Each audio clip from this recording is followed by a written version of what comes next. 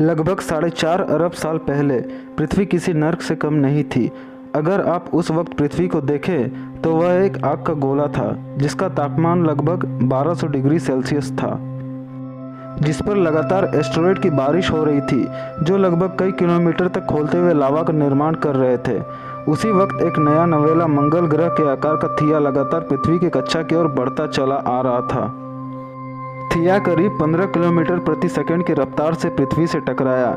यह टकराव इतना भीषण था कि अब पृथ्वी के पास शनि ग्रह जैसा एक अपना रिंग था। इन्हीं मलबों से अब चंद्रमा का निर्माण हुआ, लेकिन चंद्रमा अभी पृथ्वी के बहुत करीब था, लगभग 3 गुना ज़्यादा करीब। अब यह पृथ्वी से काफ़ी बड़ा दिखता था और इसका गुरुत्वाकर्षण बल भी पृथ्वी पर बहुत ज़्यादा था। समुद्र में लहरें चांद के प्रभाव से ही पृथ्वी पर उठती है।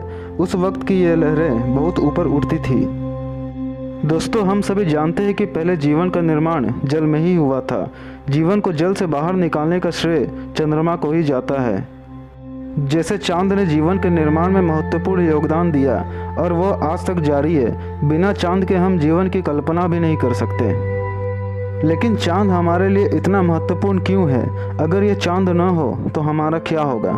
चलिए जानते हैं इस वीडियो में। वीडियो को एंड तक देखिएगा और हमारे चैनल को सब्सक्राइब कर लीजिएगा। चांद पृथ्वी के घूमने की गति को नियंत्रित करता है। अगर चांद पृथ्वी की गति को नियंत्रित ना करे तो पृथ्वी पर एक दिन लगभग 6 घंटे का होगा, जिसमें से 3 घंटे दिन के होंगे और 3 घंटे रात के। इतनी तेज गति से घूमती हुई पृथ्वी को सूर्य के प्रकाश को अवशोषित करने में कठिनाई होगी, जिसके कारण जल को द्रव अवस्था में बदलने में कठिनाई होगी। हवाएं लगभग 160 से 200 किलोमीटर प्रति घंटे की रफ्तार से चलेंगी।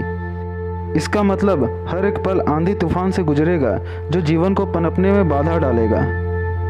पृथ्वी सूर्य का चक्कर लगाते हुए लगातार अपने अक्ष पर गति करती रहती है। इस घूर्णन गति को चांद नियंत्रित करता है। हम जानते हैं कि चांद के कारण पृथ्वी अपने अक्ष पर 23.5 डिग्री झुकी हुई है, जो चांद के जाने के साथ साथ यह नियंत्रण भी चला जाएगा।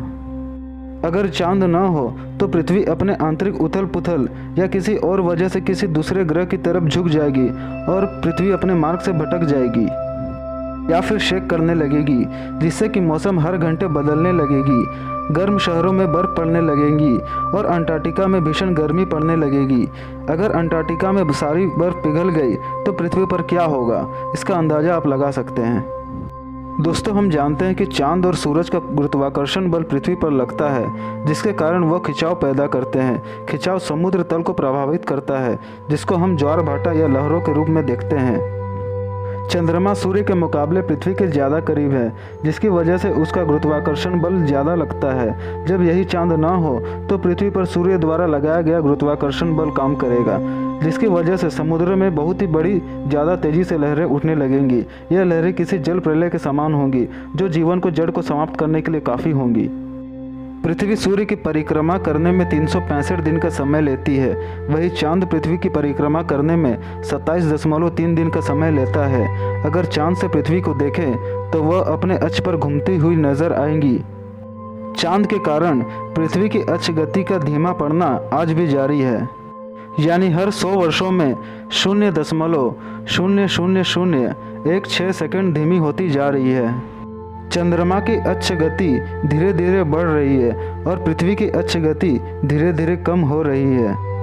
अभी चंद्रमा और पृथ्वी के बीच की दूरी लगभग 3,84,403 किलोमीटर है, लेकिन हर साल चंद्रमा पृथ्वी से 3.78 सेंटीमीटर दूर होता जा रहा है और लगभग 50 अरब साल तक ऐसा ही होता रहेगा।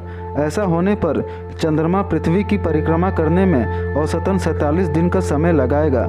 पृथ्वी पर उसका गुरुत्वाकर्षण भी पहले के मुकाबले कम होगा।